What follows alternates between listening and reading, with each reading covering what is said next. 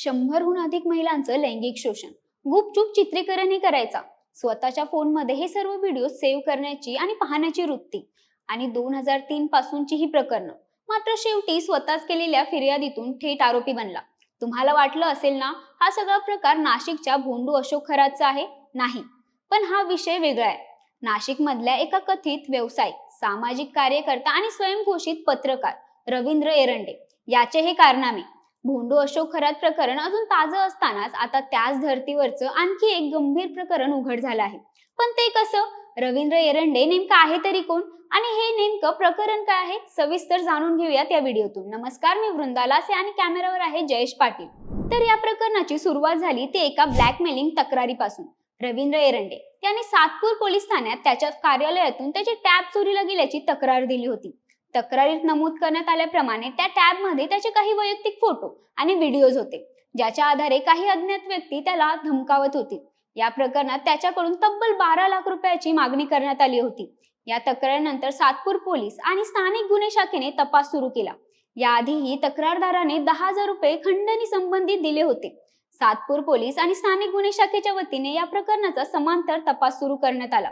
या प्रकरणातील संशयित आडगाव जवळील 10वा मैल परिसरात असल्याची माहिती मिळताच पोलीस पथकाने पाठलाग करून संशयितांना जेरबंद केले.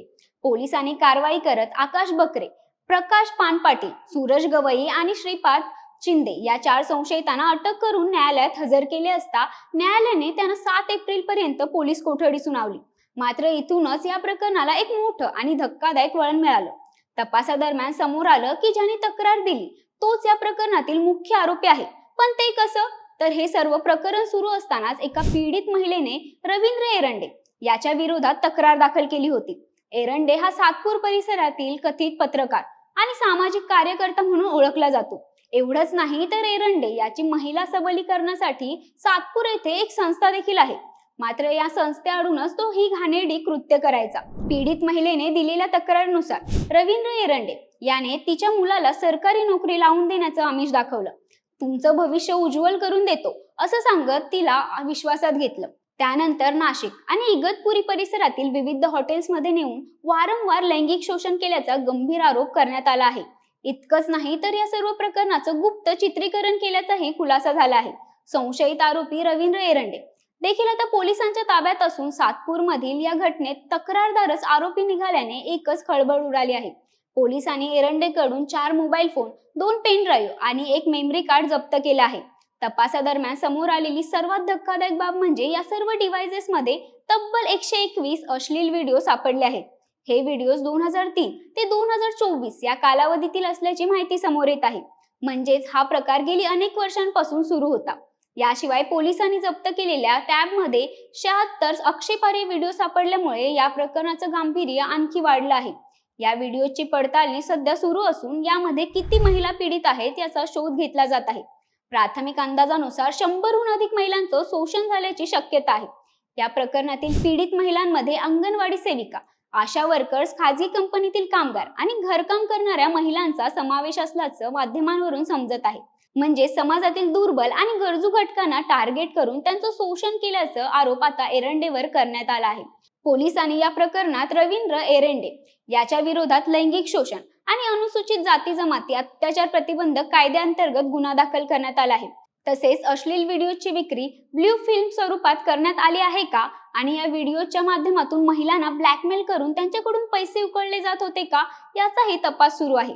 या प्रकरणाच्या चौकशीसाठी अंबड आणि सातपूर पोलिसांचं विशेष पथक स्थापन करण्यात आलं असून पोलीस उपायुक्त किशोर काळे यांनी माध्यमांना दिलेल्या माहितीनुसार या प्रकरणात गोपनीयता राखत सखोल तपास केला जाणार आहे. दरम्यान पोलिसांकडून पीडित महिलांना पुढे येण्याचं आवाहन करण्यात आलं असून तक्रारदारांची ओळख पूर्णपणे गोपनीय ठेवली जाईल असंही स्पष्ट करण्यात आलं आहे. यासाठी सहाय्यक पोलीस आयुक्त सचिन बारी, वरिष्ठ पोलीस निरीक्षक प्रकाश अहिरे आणि सहाय्यक पोलीस निरीक्षक स्वप्नाली पलांडे यांचे संपर्क क्रमांकही जाहीर करण्यात आले आहेत. एकीकडे ब्लॅकमेलिंग प्रकरणात फिर्याद देणारा व्यक्तीच आरोपी निघाल्यामुळे या प्रकरणाचे वेगळंच वळण घेतलं आहे. भोंडू अशोक खराचे प्रकरण ताजे असतानाच अशा स्वरूपाचे प्रकरण पुढे आल्याने एकच खळबळ उडाली आहे. एकूणच नाशिकमध्ये समोर आलेल्या या सगळ्या घटनांमुळे समाजात भीतीचं वातावरण निर्माण झालं आहे. आता या प्रकरणात पुढे काय उलगडतंय हे व्हिडिओ कुठे वापरले जात होते का, या प्रकरणात आणखी कोणी सहभागी आहे का, आणि सर्वात महत्त्वाचं, अशा घटनांना आळा घालण्यासाठी नेमकी कोणती पावलं उचलली जाणार, याकडे संपूर्ण राज्याचं लक्ष लागलं आहे. तोवर या प्रकरणाबद्दल तुम्हाला काय वाटतं, कमेंट करून नक्की कळवा. धन्यवाद.